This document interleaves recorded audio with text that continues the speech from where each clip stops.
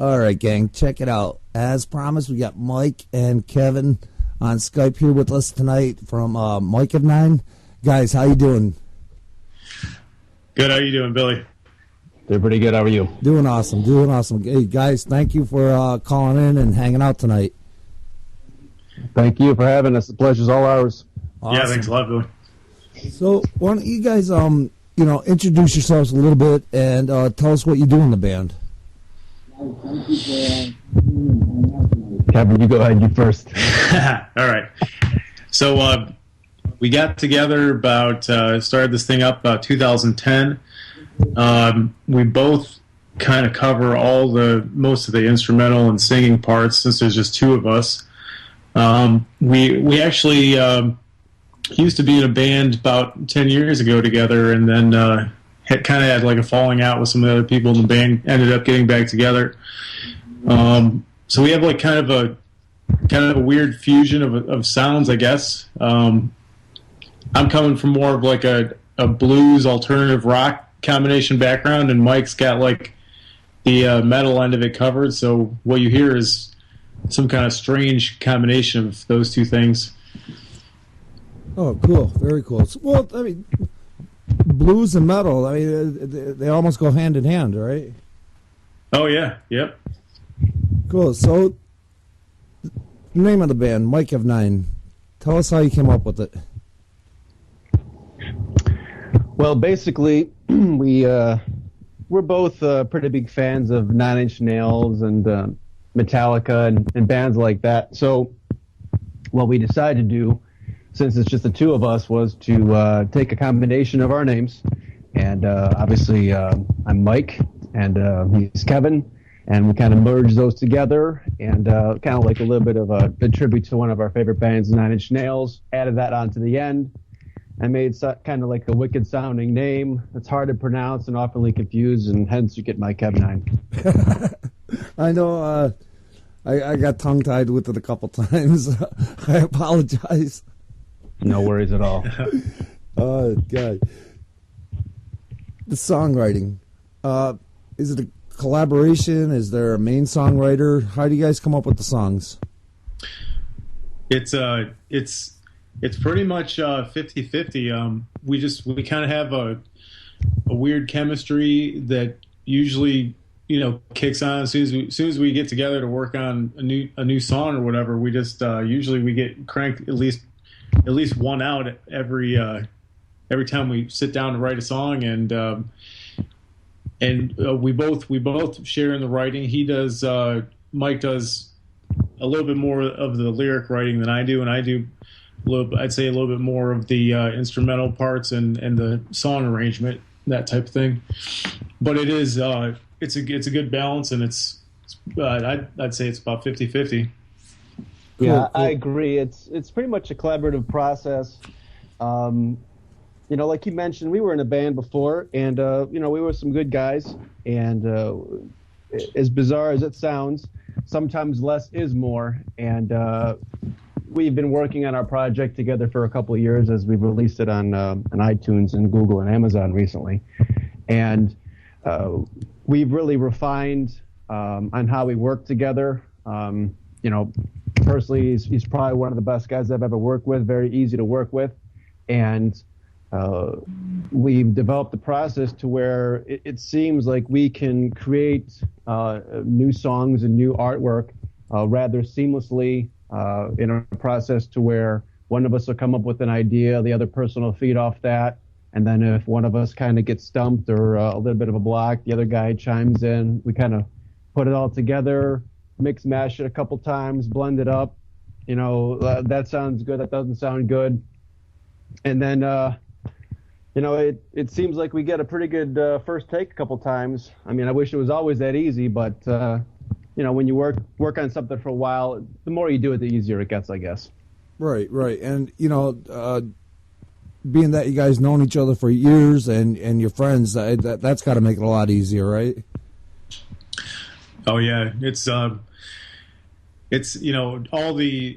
when you meet somebody for the first time, all the nervousness and all that stuff goes away, and since we've known each other for about 10 years now, There's no wondering like if he doesn't like some idea that I'm trying to put out there or something like that, and there's no band politics and things like that getting in the way. So it's a pretty ideal arrangement, I think. Yeah, it kind of cracks me up too, because sometimes when we're working on a new project, he'll say something to me and be like, "Oh, I know you don't like this," or "I know what you're thinking," and generally he does, and it's kind of funny. But once again, we're all kind of on the same team here.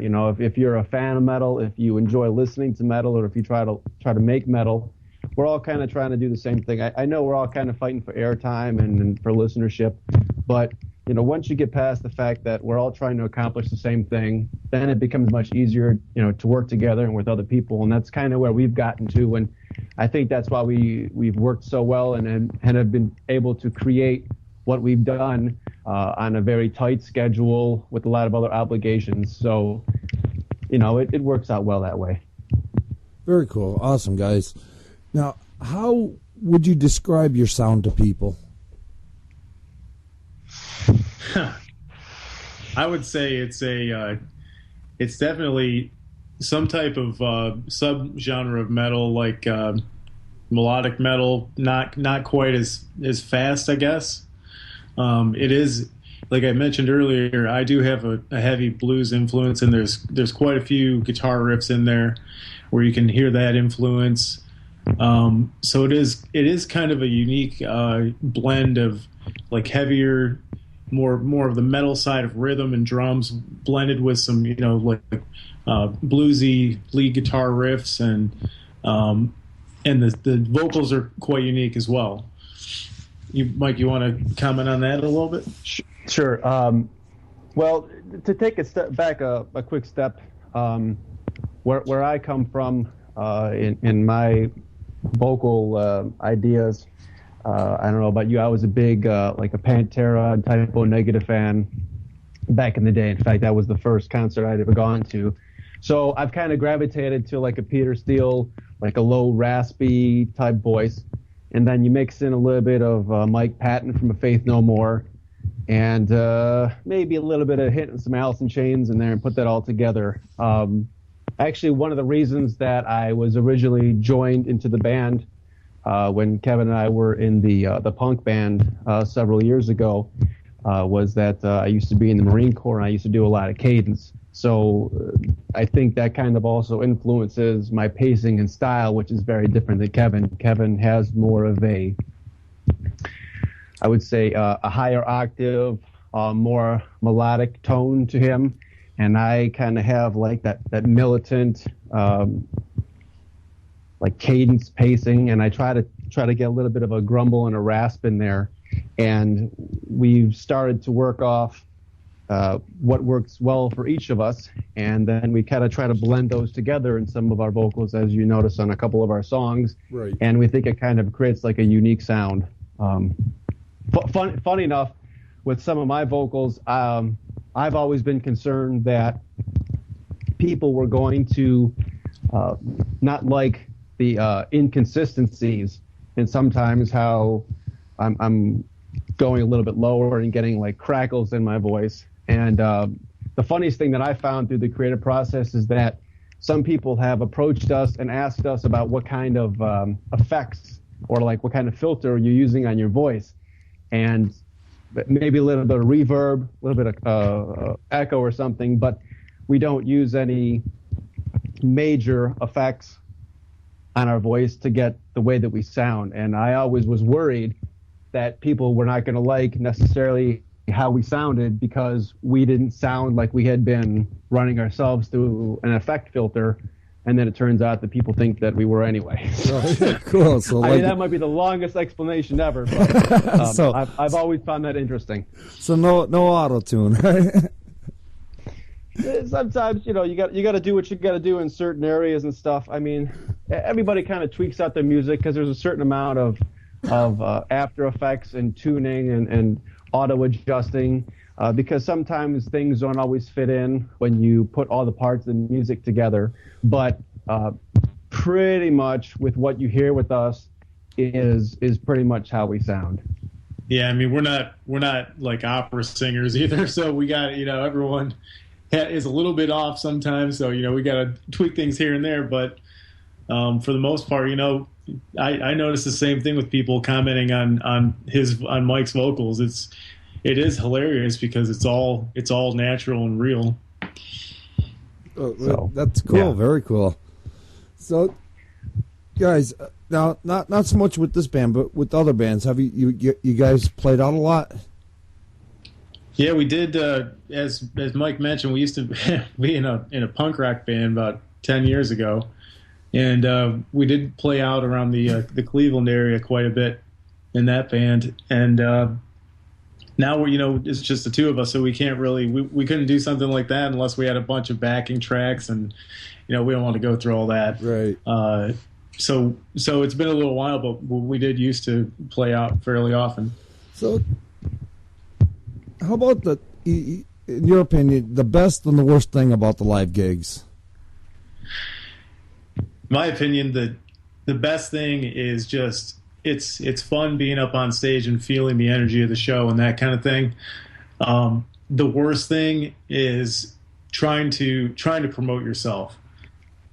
Your friends and family only want to come see you so many times before they get tired of it, and then at that point, it doesn't. You're playing for friends and family of the other bands that are on the ticket with you, and so that's my best and worst, I think. That is pretty funny, and I think that's extremely true. I think that. It's kind of funny because it's the exact opposite when it comes to the best and worst for what I view when we used to go out and play out live. We'll go from the bad to the worst to the best. I think one of the most difficult things about playing live would be sometimes that you would have conflicts or maybe egos between bands. I mean, it's very competitive, and everybody's trying to show off and put off their best. Sometimes you could kind of butt heads, and I mean, back when I was a little bit younger, I was a little more feisty, so I'd kind of push back a little bit, and it's always kind of a challenge because if you don't, especially in the metal or hard rock or punk genre, it's very competitive, and sometimes you kind of got to do that. But it makes it difficult, like it's hard to make friends that way, and you're more adversarial than kind of supporting each other. And I think that's what he kind of mentioned too, because you kind of had to support yourself and depend upon your bandmates and your family and your friends, and you can only call on those people so many times. And of course, that's totally reasonable, and they're there for you, and that's great. Probably one of the better things about playing out live is when you would find people who really enjoy your music. I mean, I'm sure there's a lot of people who have gone out and seen shows, as well as other people who have been in bands that have gone out, and it's, you can hear crickets in the crowd because there's like 5 people there, and one of the guy doesn't, he's just there to drink, or it's just your friends that show up and there's nobody else there.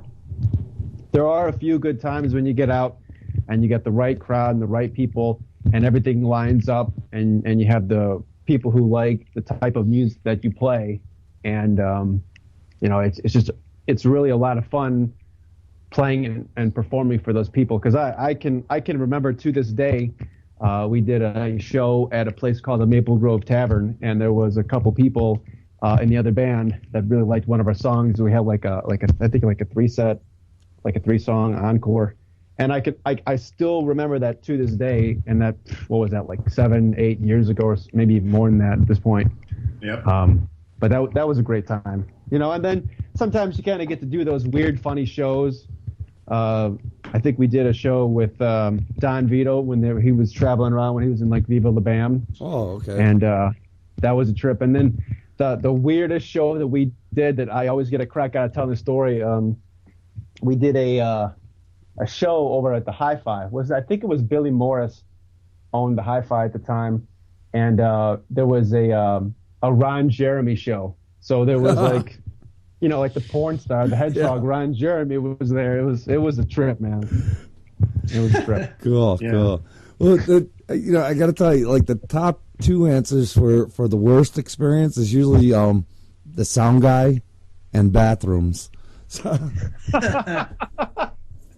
everybody hates the sound guy. I don't know why. Oh, hold on. I got a good story of not thinking about what you're saying while you're doing it. Is this what I think it is? I'm sure that it is. I'm sure that is. So I'm always as we kind of mentioned about the vocals, I'm always very critical of myself, and whether or not something sounds good, I've gotten better to accept how things sound. But I've always challenged myself. I'm like, oh man, I hate that. That doesn't sound good. And I can remember making the biggest mistake because the way that the monitors were coming back during the middle of the concert, all I could hear was me blaring, and I'm like, oh man, I sound horrible. And I think I made some kind of comment, was like, I hope it sounds better down there than it does up here. And I was thinking of myself at the point, and oh man, that sound guy was furious with us because he thought I was critiquing him. I'm like screaming that over the mic and the whole crowd there. So yeah, that's actually kind of funny. I thought you were gonna tell him tell a story about when I forgot the lyrics. Oh, please do. That's funny. So this is what I thought of, Billy, when you mentioned the thing about the sound guy. So we're playing the show. It was actually at the same place that he just mentioned, and I'm singing, and I forget the lyrics to one of the verses, and so it like split second decision. I just keep mouthing words like I'm still singing. Everyone the whole place turns around and stares at the sound guy, and he's like furiously like looking at stuff on the board and like plugging in things, unplugging. And then I remember the lyrics and keep singing, and then it was, everyone looks back up at me, and the sound guy's okay. That's fantastic. Sound guy under the bus, man. Oh, God. That's hilarious. Guys, the first song I want to play tonight, The Forgotten. What can you tell us about the tune? Want me to go? Wow. Yeah, go ahead. Okay. So this one, we actually pretty much almost finished this up in just like in like one day. It kind of goes back to like what we were talking about with the dynamic of our vocals. You'll hear Mike doing like the real low grumbling vocals and me doing the backing vocals for most of it. I do take the lead a little bit here and there on the like more melodic singing type vocals. And the song it's kind of about like duality between someone who has like a personality buried deep within themselves that's trying to make its way out, and like another personality that's trying to keep it down and keep the other one like in check. Very cool. All right, gang, check it out. This is The Forgotten from MikeVninE. We'll be right back with Mike and Kevin.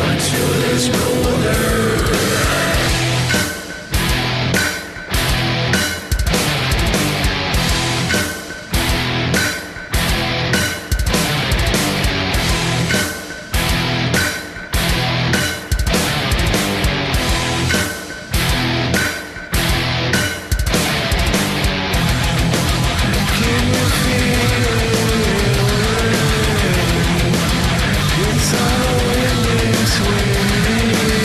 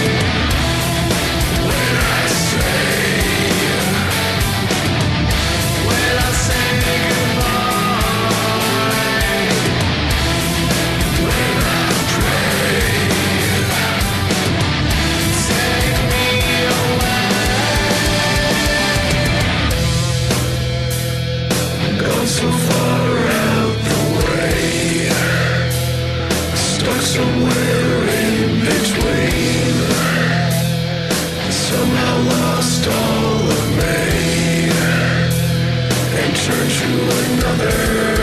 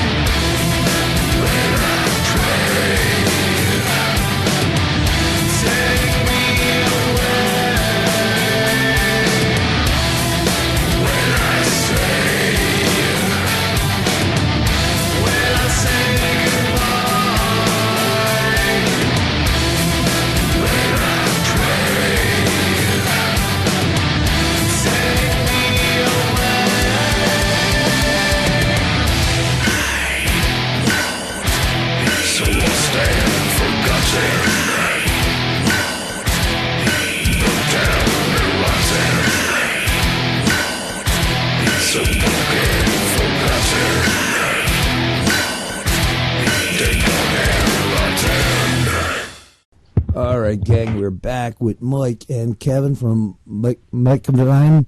And guys, how you doing, man? How's it going? Good, Billy. It's going great. I love that song you guys just played. Cool.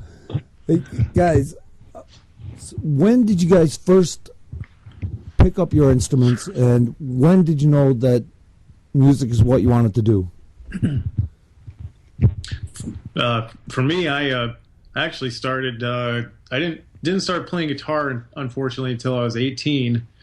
I growing up though, I was in band, going through from fifth grade up until the end of high school. Unfortunately my parents opted for me to play the trombone, which was the cheapest instrument available, and I didn't get a chance to do anything else until I got into high school, and then I played around with the guitar here and there, and I didn't get serious about it till I was 18, unfortunately. So had a lot of catching up to do. One of the things I regret a lot is not starting at an earlier age. Cool. How about you, Mike? Well, pardon me. Pretty much similar background. I actually started playing clarinet when I was, probably like in third grade. I played clarinet all the way through high school. One of the band camp nerds and stuff. And I almost, when I joined the Marine Corps, I was going to play clarinet in the Marine Corps. I passed my sight read, I passed my solo, and for some reason, I was Mr. Know-It-All, and I never memorized my scales.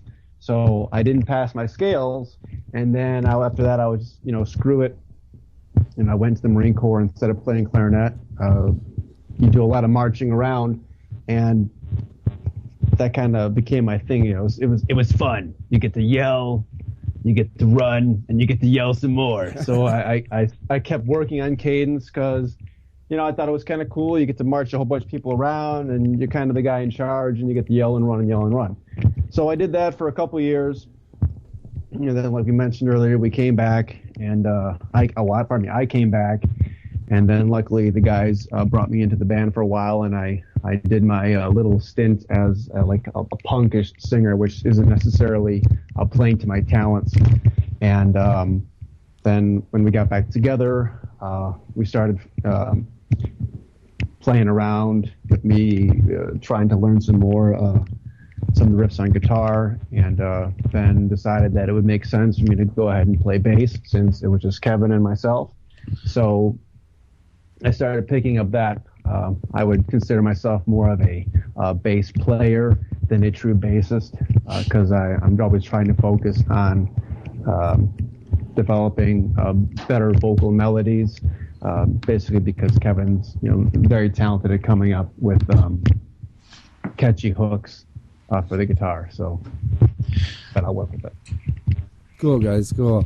So I'm right there with you, man. I played trumpet during school before I picked up guitar. So we're gonna have a big band Sundays now. Yeah, right. So how about the first song, I guess, on your stringed instruments you guys can remember learning to play? Kevin? Sorry, can you say that again? The first song on guitar you can remember learning to play. Oh, wow. It's got to be probably Fade to Black by Metallica. Oh, sweet. Yeah, I borrowed my girlfriend at the time. She had an acoustic guitar, and I borrowed it, and I was going through a huge Metallica phase, and I loved that song, and so I just sat down, and that was before you could look up guitar tabs on the internet and everything. So it was just a lot of trial and error trying to figure out the riffs and everything, and I'm pretty sure that's the first one that I learned. Cool. How about you, Mike? I saw like Max Headroom. I think the first thing I learned to play was probably a song that we used to play when we were in the punk band, and it was called "Caught in the Act." I'm pretty sure that was the first song that I learned. And ironically, that's probably the song that we had the most amount of cheers for at the Maple Grove Tavern. Back to that story again. Yeah. Yeah. Oh, that's my favorite song. Oh, okay, all right. So, awesome, guys. Who would you say are your personal musical influences, Kevin? Well, definitely got to throw some Metallica in there. I was a huge fan growing up and in high school. Coming from going back to what I was talking about with the blues stuff. I listen to a ton of blues almost every day now, and on that side of things, probably my two favorite blues guitarists and singers are I don't know if you guys ever heard of these guys. Walter Trout is one of them, and Joe Bonamassa. Very cool, Mike. Yeah. Well, I think I kind of touched this before. Let's see if I can make it a little more interesting. Well, there's probably a couple that I could probably throw in there. For vocals, I would definitely say that if you took a mixture of these guys, is what I think that I try to sound like. Peter Steele, Peter, whatever his last name was, from Type O Negative, wants to get the really low bassy, slow, goth metalish type sound. I think I probably emulate that a lot because I probably saw them 10, 15 times over my lifetime. I always been a big fan of Mike Patton from Faith No More, and I've seen them I think once or twice, and I go out and I've tried to karaoke a couple of Faith No More songs, but I butcher them pretty bad. Like, you don't want to hear me do Epic, man. Like, it's not as epic as it should be. It's more like an epic fail than actually epic. God almighty. And I kind of think we sound when we a little bit like Mushroom Head from Cleveland. I don't know if you know that whole big like Slipknot Mushroom Head, right. The fan rivalry thing, and that kind of reminds me of the way we sound a little bit. Actually, kind of to deviate a little bit. That I'm more like the Jason Poppin, raspy kind of cadence, kind of rap, kind of metal, and Kevin always reminds me kind of like Jeffrey Nothing for the high part. But I think that between Mushroom Head and Type O Negative and Faith No More, I probably kind of blend those together and kind of regurgitate whatever comes out of that and try to keep it original. Maybe a little bit of Cobra Commander from G.I. Joe for all you Hasbro fans out there. Oh, God. Oh, my God. I'm laughing and I'm dating myself here. I remember that well. No, yeah, I actually have. That's funny. I actually have a vocal track that we kind of reference to as like a Cobra Commander, because it's like a really hard. I don't even know, how would you describe it. Like I'm like, I wouldn't say a whisper, but it's like I'm doing some weird stuff, like throwing out a lot of air and like a low hissy voice, and it creates a very unique sound that you don't hear very often. Yeah. So yeah.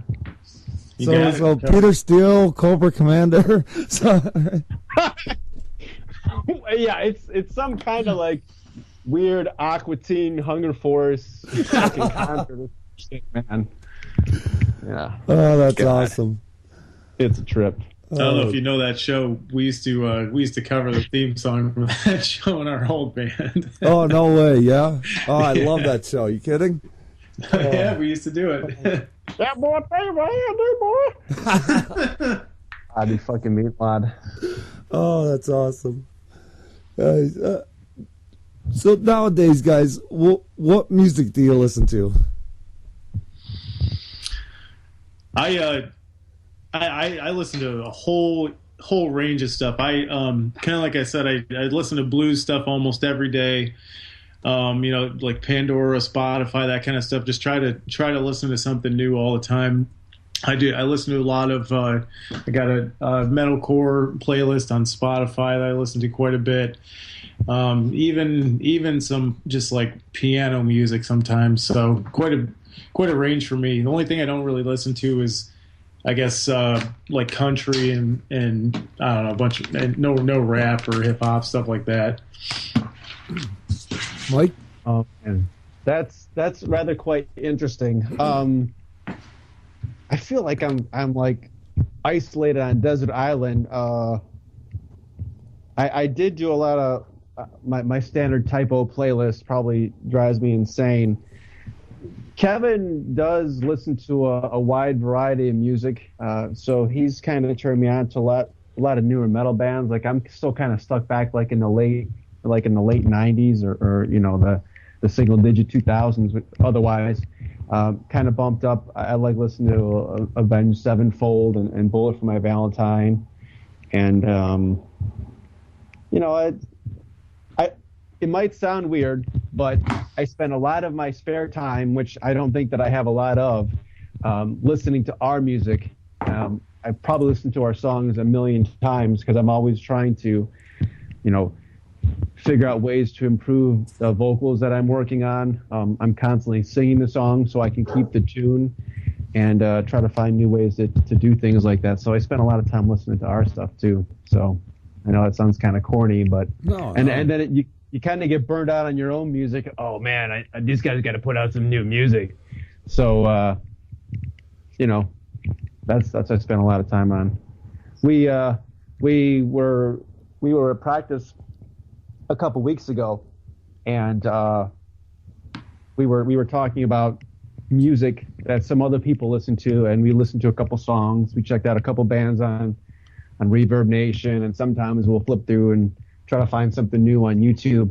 And I think Kevin, one of your associates listens to Cradle of Filth, and I remember picking up Cradle of Filth like that. I was still in the Corps back in Korea, and I go in the store like, oh, check out the CD. I'm like, all right. So I got Cradle of Filth, like all the crazy screaming and stuff. So we listened to a couple songs like that, and not to segue into a different topic, but we were kind of fiddling around with a more metal style to make it more. Can you make it more metal? Can you make it more metal? So we actually we're playing around with that right now, and I'm doing like the Danny Filth like high screamer type thing, which is the exact opposite of my Peter Steele low grumbler. So, but when you put those together, hopefully we'll have that done in the next couple of weeks, and we'll shoot it over your way so you can get the more metal version of us. So, very cool. So, God, guys, so when you're not writing, rehearsing, recording for the band, what do you guys do for a day off, man? What do you guys enjoy doing, Kevin? Well, my biggest hobby besides music is home brewing. So I've been doing that for about 5 years now, and pretty much every week I'm trying to brew some new type of beer or mead or cider or something like that. It's got to be quite a bit of work, but it's I'm getting kind of good at it. It's a lot of fun once you start getting good at something like that. Well, I think you just gained about 1,000 new fans. So, how about you, Mike? The MikeVninE Ale. Yeah, brewery, from Rocky River, Ohio. Well, first off, don't let this guy fool you. If you've ever seen Terminator 2, this guy is he's kind of like Arnold Schwarzenegger from Terminator 2. That's one of the big things that both of us do. I think that like I know both Kevin and I work out a lot. I mean, this guy will crush you. But I'm more so like if you envision Terminator 2, okay? So he's Arnold Schwarzenegger and I'm Robert Patrick. You know, like that's kind of like how we would probably frame up. So we always need to do like the classic Guns N' Roses video. But I don't know. I think I mentioned it to you. You know, I like to work out. I spend a lot of time with my kids, and I focus a lot of time. I have 2 boys, and they're pretty much where I focus the majority of my time on. And that kind of goes all hand in hand with with the working out and trying to be healthy. I try to do that for myself so that I can be the best father I can be for my kids, and give them a good example and kind of show them what they need to do so that they can grow up, and do the right thing. So it takes a lot of time and effort and energy to do the right thing when it comes to eating right and trying to do healthy habits. I mean, don't get me wrong.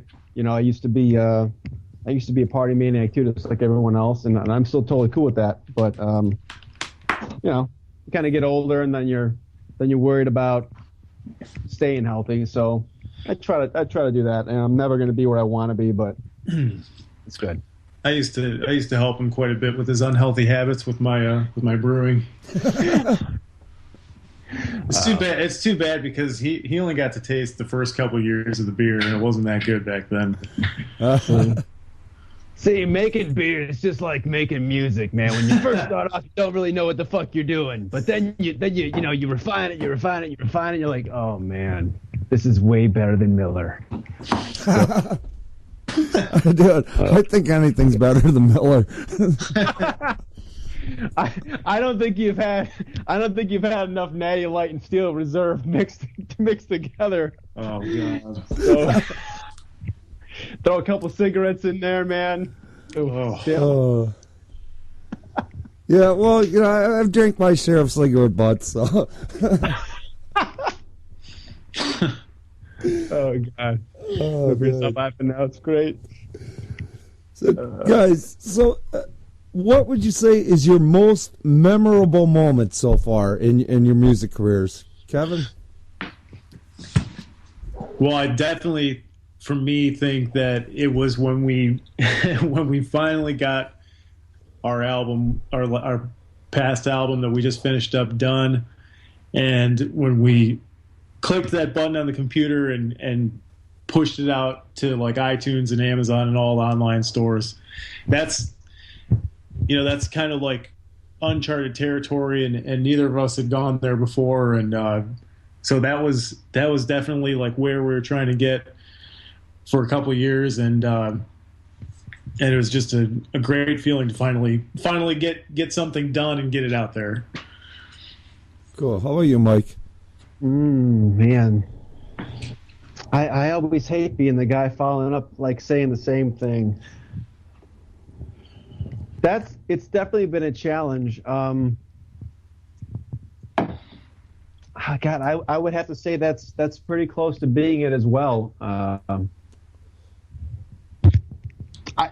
think on a little side note to that, the first radio, like we got picked up. Some of our songs got picked up by a local radio station in Streetsboro in Akron, WSTB 88.9, the alternation, and it was rather kind of exciting to actually have some of our songs played on the radio over the air in our vicinity. You know, I don't sit around and listen to it all the time, but I think that was kind of great, and it's been a challenge because, you know, as you well know, music industry is very competitive. There's probably 5 billion bands with, like, you know, 100 minutes of airtime, so we're all competing for the exact same thing always. So kind of getting picked up there.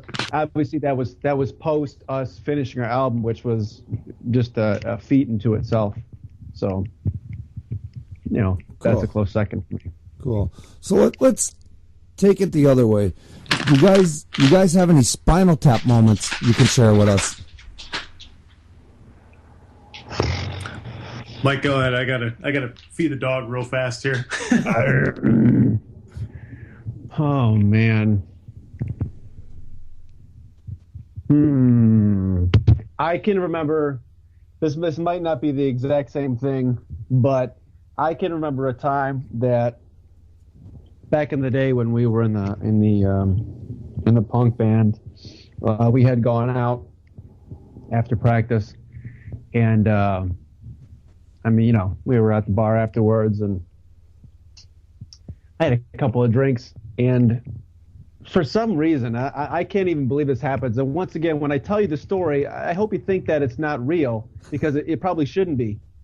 So we go out after practice, and we're at a bar, and there's a band that's playing there, and I don't know, like they're on their set break, and we're like talking to them afterwards, like, yeah, we're in a band, you know, we just had practice, and these guys go to us, hey, you want to go up and you know, you want to go play something? We're like, we don't have our instruments. And they're like, oh, you can just use ours.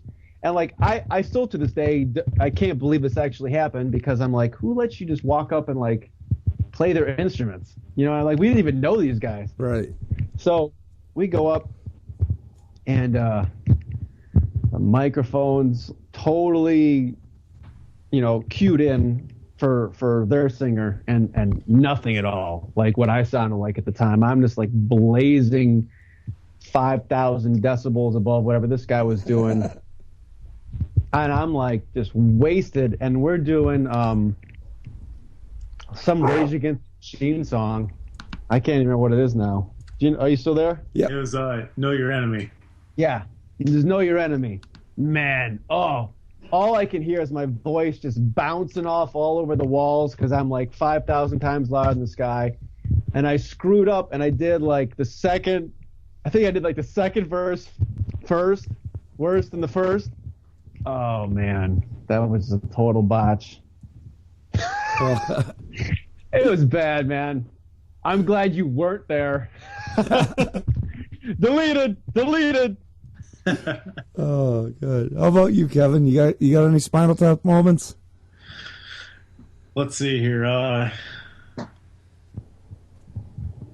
guess not quite.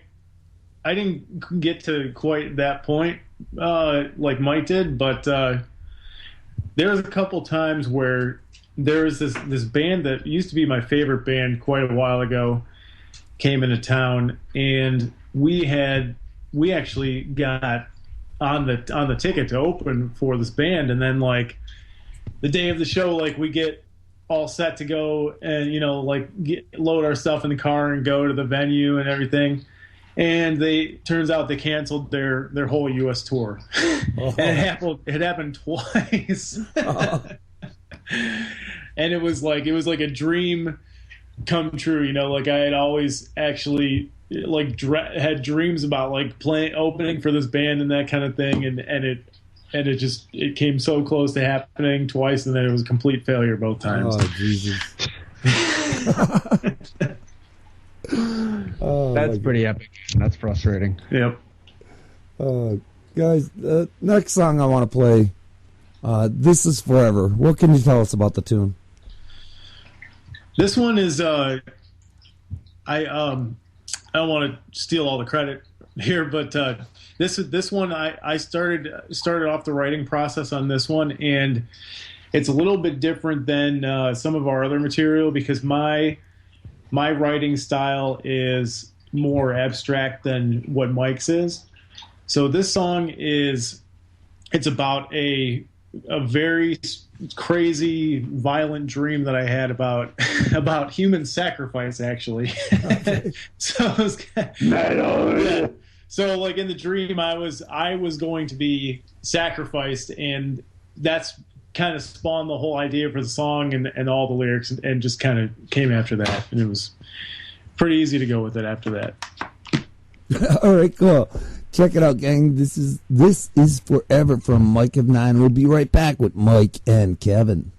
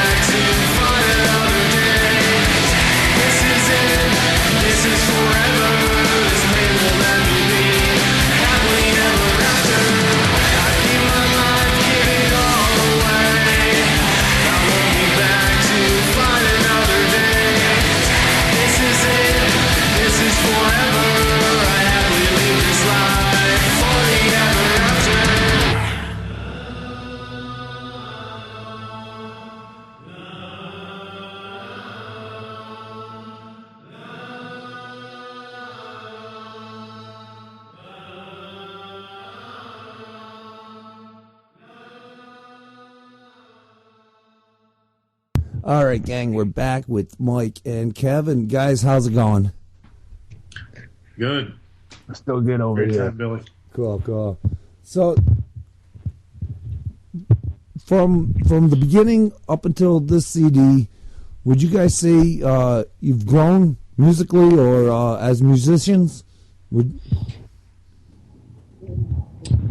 Yes, definitely. I'd say both of us have. We've kind of refined our sound over the process of making this album, and for me personally, I always go through periods of guitar playing where I like hit like a plateau, and then like hit a kind of a breakthrough moment where I learn some new technique or something like that.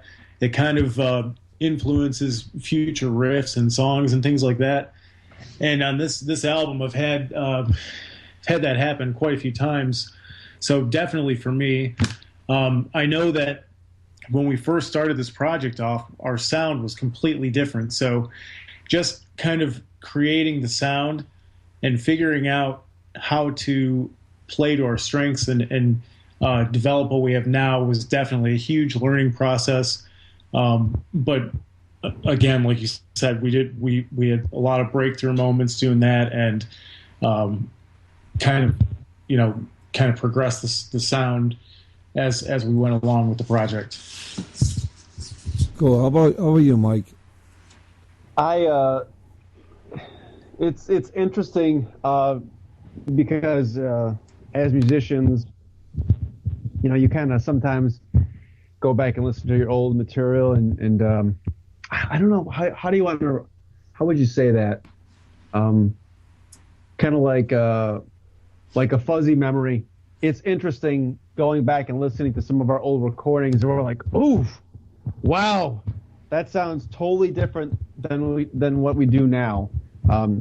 The progression has been rather kind of wild because we didn't really even necessarily know what we were going to sound like, because we were kind of taking some of the influences from each of us and then kind of applying it to the same type of formula that we were using with the punk band era. And then after a while, we had some songs that we had shelved for a while, and we kind of moved forward and started developing a different, more metal hard rock sound, getting to where we were now. And then we actually kind of went back and revisited some of our older material that we had started with in the beginning, and kind of rearranged it and applied our new methodology to our old material to bring it up to the way that it sounds now.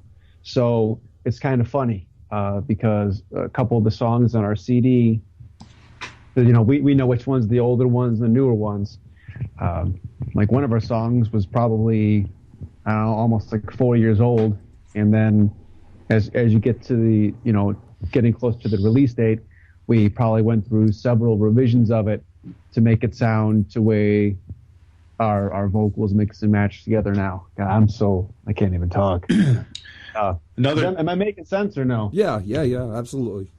Another thing that I just want to add on to that real quick is we did all the production on the album ourselves too. So from an engineering standpoint as well, that there's a huge learning curve, and like just going back to some of those early recordings and comparing it to what we have now, it's just like you listen to this stuff and you're like, I can't believe this piece of crap. Like we thought that it sounded good, like X number of years ago, and now it's like it doesn't stand up at all. So that's a perfect example of that, of another piece of the process too.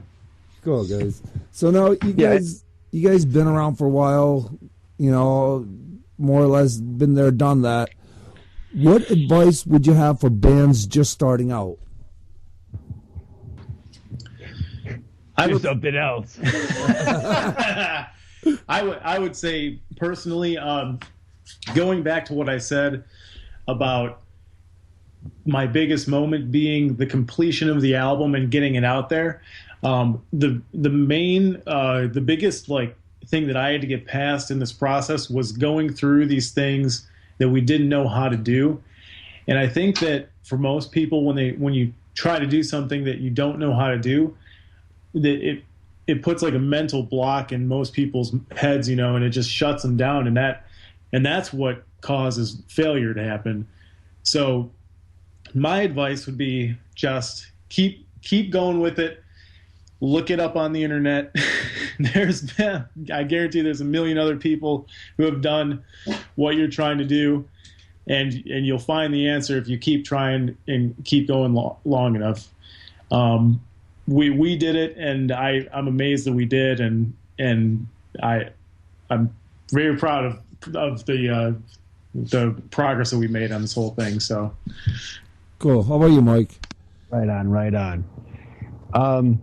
Well, here's your dad speaking, and it goes along with what he was saying. It's kind of a twofold thing I would recommend to other bands, and it really is. It kind of is like what I tell my kids. Funny enough, is that first off, it's exactly what Kevin said. You just have to do it. The only way to get good at something is by doing it. So, you kind of got to get past that thought in your head. You're like, this doesn't sound good. I don't like this. I can't do it. Oh, this sounds like garbage, or whatever it is. You have to get past that. You have to start off at the first block to get to the second block. There's no magical leap. And, when someone gets to the point to where you're creating material, whether it be pictures, photography, artwork, whatever, when you get to a point to where you're able to do it rather quickly and you're closer to the end project than you are towards the beginning, you've already refined your process and worked on it, and you've had your successes and you've had your failures, and you can't win if you don't play. So you kind of just have to do it. And it sounds like a horrible adage, but things don't happen in a day, and I think that's what a lot of people get hung up on. They like you said, that you don't know what you're doing and you want results faster and you think you could do it, but that's not always the way that it works. So first off, just do it. Start doing it, and every time you do something, you're moving yourself one step closer to getting to where you want to be.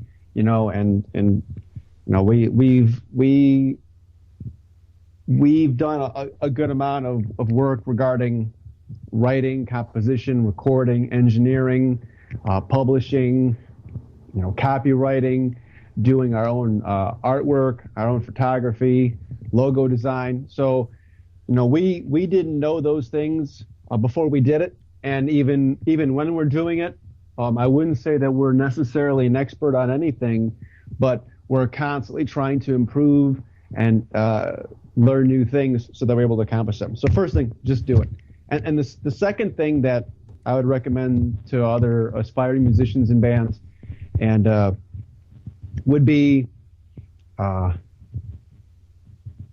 stay true to who you are, and don't let the critics necessarily change you, because I can tell you that if you talk to 100 people, let's just make up a number, 100 people, you're going to get 100 different opinions.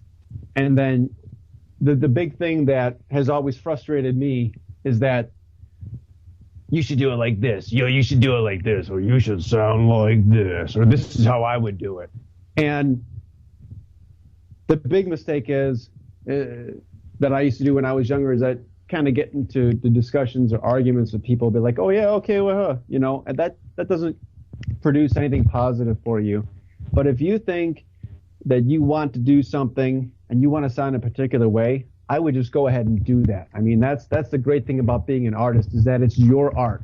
It doesn't necessarily matter what the person next to you thinks, or one of your members of your family thinks, or one of your friends think, because just like we've reached out to you and hopefully people all over the planet, there are people who are going to appreciate and enjoy the kind of art that you do, because, well, you wouldn't make it if you don't like that kind of stuff. So don't let people necessarily change what you do. If you have something you want to do it the way you want to do it, because there's probably somebody else out there that likes it. If that's makes any sense. Yeah, absolutely. Great advice. Great advice. So now, you guys, your two-piece project. Are you looking to add more members to take this on the road? You want to take that, Mike, or you want me to do it? Well, I'll let you start off, and I'll fill in where we need to. All right.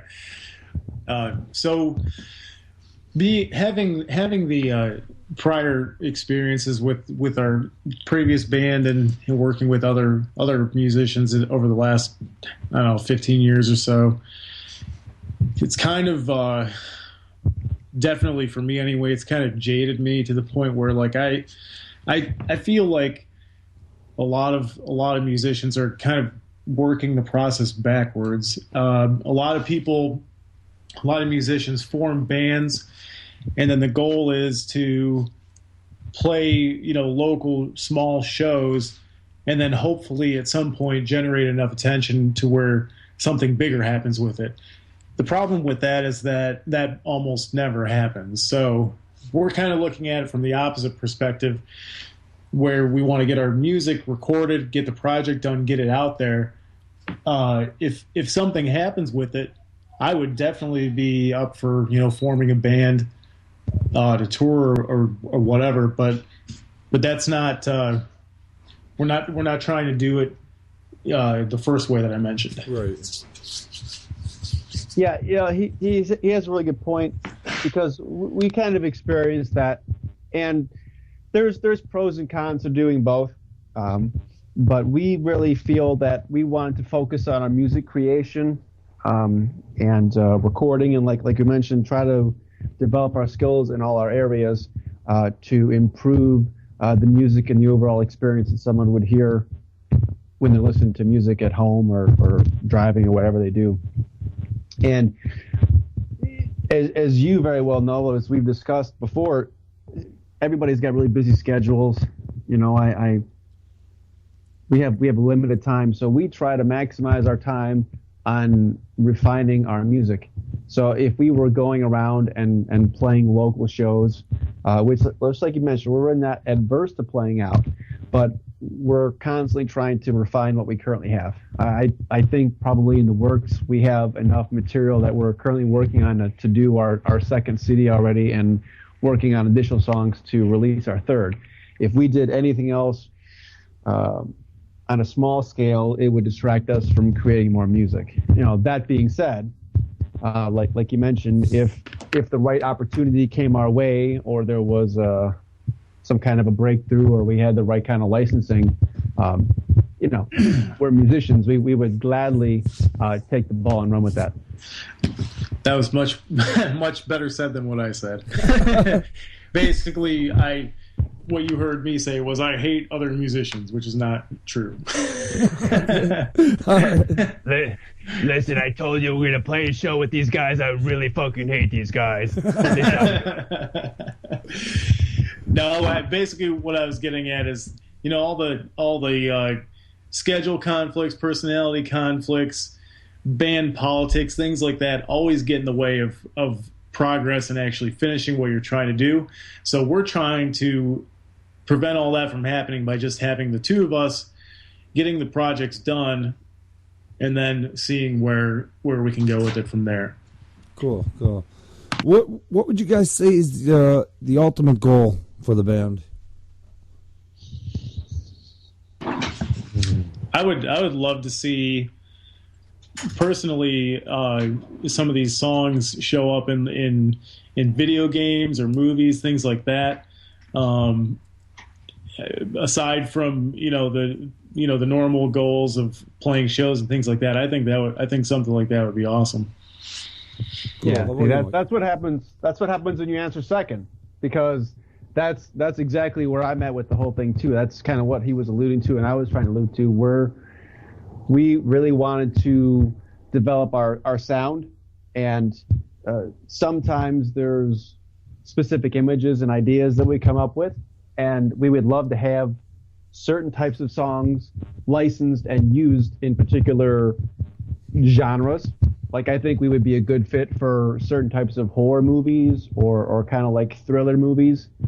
You know, like, oh, this song would sound great when they're running the fucking credits, man, wouldn't it? You know, like we kind of get to that point. So that's, you know, we've dabbled with contacting some companies, and unfortunately, that's part of the learning process. Once again, that we discussed earlier, is finding out how to get your song into the right place at the right time, and you know, that's what we like to do. You know, I'd love to have some, you know, Nightmare on Elm Street 13 just ended, you know, and then one of our songs come blaring. I'd be like, who the fuck are these guys? That's MikeVninE. So that's, you know, that'd be great. Cool. You know. Guys, are you looking for a label? Is this something that's coming up, or? Well, we have our own independent label that we created to, you know, put this album out. So we don't really necessarily need one at this point. I'm sure that if something came along, we would be willing to discuss the options. But we do have our own right now, and it's I don't know where it's going to take us, but Mike, take it from here. Yeah, no, that's a good point. I mean, like he mentions, you know, as silly as it sounds, you know, we try to be two of the most professional, easy to work with, comparable people in the metal industry of independent bands. So we're always open and to looking at and discussing a good opportunity that would be a win for everybody.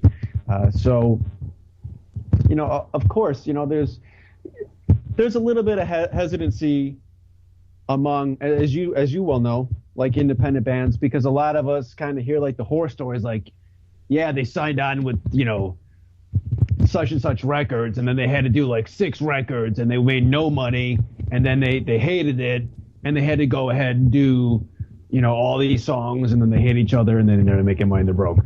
You know, like, that's, you know, I kind of worry about that, you know, and especially given the type of music that we create, and it's, since it's metal, you know, like there's a big culture difference here in the States where it's more like a pop rock kind of Katy Perry type thing, and we don't really fall into that.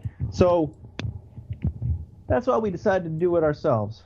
You know, if something were to come up and you know, we met with the right people and everything worked out, that'd be great. It's kind of funny. From a creative artist standpoint, in the releasing of our CD, we won't name names, but we have already experienced restrictions regarding what we had to place on the cover of our album. Like, as in what, like, we were basically told like what we had to have on there in order to get on certain people's publishing sites. Wow. And then we were also basically restricted on how we would have to list the name of our band. Like, for instance, I wanted our band to be in all caps. No, you can't do that. You just got to start off with a capital letter and then have lowercase letters afterwards.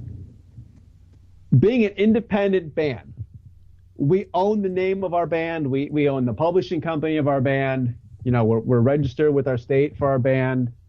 We own the domain name for our band. We create our music. We have the copyright for our band. We do our art. We do our photos, and then have to have somebody tell us that we have to put the name of our album on the cover of our album that has our artwork, and then to tell us how to capitalize, you know, or punctuate the name of our band. Ugh. Right. It's a little frustrating because, you know, that's the feeling that I would get from working with a record label.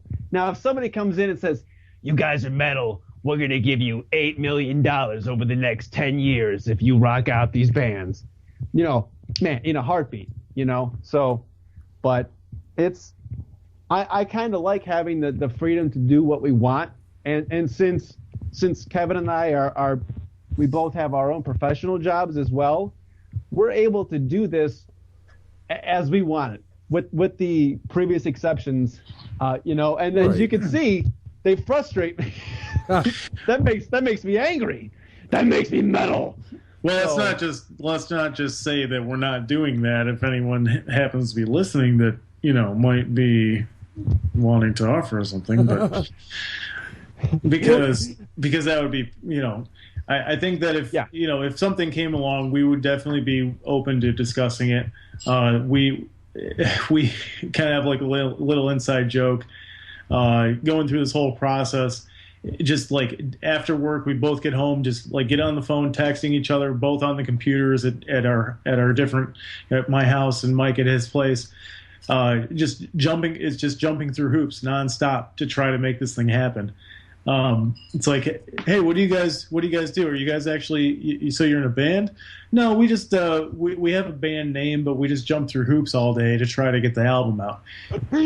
I mean, we spent probably, I don't know, like the last, 7 to 8 months just trying to get everything together. And it was a huge learning process for us. And, that definitely takes away from the creative process when we're actually playing music and writing music, which is what everybody wants to do. So that's definitely where the frustration is coming from, I think. Right. Now, I always talk with the bands about the internet and social media, and you almost don't need that major label record deal. Not that anybody wouldn't want it, but you almost don't need it these days. On the downside of that, there's 10,000 other bands doing the same thing. Yep. But it sure as hell beats the days of hanging up flyers on a telephone pole and hoping it didn't rain before your next gig. Yeah, that's something that we've actually talked about. Like, we've pretty much recorded this whole thing, the whole album in my basement, and throughout the process, I've mentioned to Mike a bunch of times, I was like, if we were trying to do this like in the 70s or before, we would have to have a whole band here, and we'd have to do this whole thing in one take, probably, like each song in one take. And if we mess up, there's only so many mess ups you get, and you're spending tons of money and stuff like that. You can't do it at your home. Got to go to the studio. So you're right, things are quite different. Yeah, the social media is very challenging, I find, and as I mentioned that we all have tight times, and I understand that everybody really has tight times. So I don't want to come off sounding like I think it's just me because the world doesn't revolve around me. But I understand everybody's got tight schedules. But social media, I find it to be very challenging. I maybe it's for our genre or something. I don't know. I think it confuses me because I see there's a lot of people on there, and some people you can reach out with and are easy to work with, and some aren't. And I think that it takes a lot of time to develop good relationships and network with the right people to get where you need to be, which is why I feel very fortunate that we got linked up with you. So kudos. Cool. Thank you. So guys, where can the listeners find MikeVninE? I don't know. No, I'm just kidding. All right. So we have www.MikeVninE. It's MikeVninE.com. Which will probably redirect you right now. We're on several different sites. We have our Reverb Nation site, which I believe will have links to us on Spotify, iHeartRadio, Rhapsody, RDIO. I think we might even be on iHeartRadio too, but I don't know. I know that we're also available on iTunes, Amazon, and Google Play. Among several other sites, and I think that we're on Facebook.com/MikeVninE official would be our Facebook page, and MikeVninE on Twitter. But if you reach out to us on Facebook or Twitter or Reverb Nation, you probably could find most everywhere else as well. Boy, that is not a good hype man at all. Not good hype man. Hey, can you do that better? Oh my God, can you do it better? No, I can't do it better. Oh God. Oh God, guys, the last tune I want to play tonight. Everything You Say. What can you tell us about it?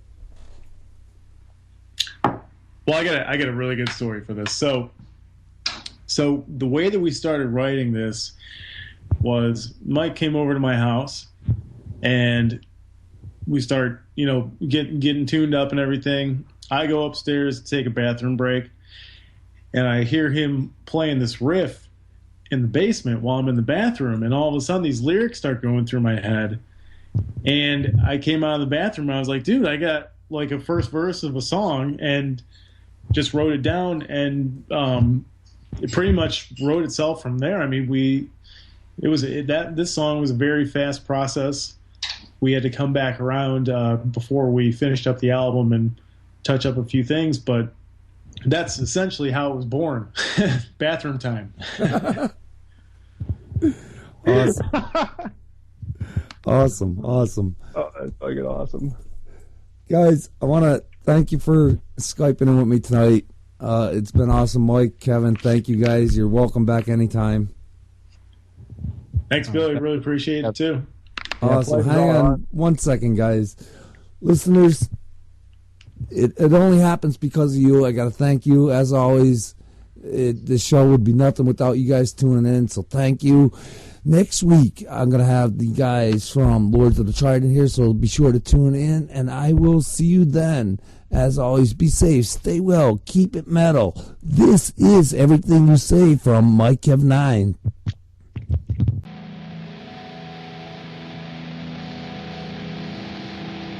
You say that when you dream it's none of me. You say that when you scream it's not for me. You say that when you dream it's not of me.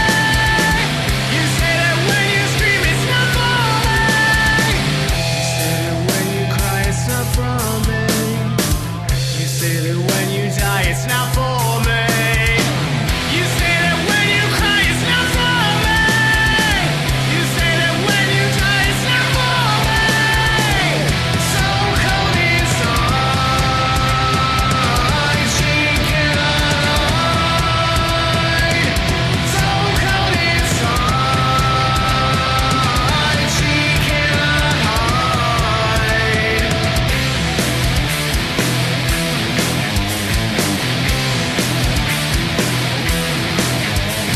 So cold inside, she cannot hide. So cold inside, she cannot hide. So cold inside, she cannot hide.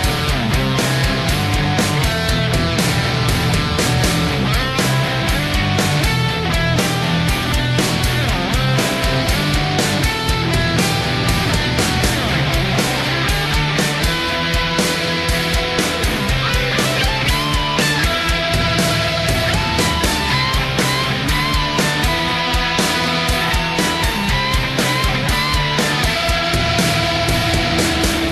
Everything you say is a lie. Everything you say is a lie. Everything you say is a lie. Everything about you is a lie. You say that when you lie it's not to me. You say the things you want are not from me. You say that when you lie it's not to me. You say the things you want are not for me. You say the games you play are not with me. You say together we will always be. You say the games you play are not with me. You say together we can never be. So cold inside, she cannot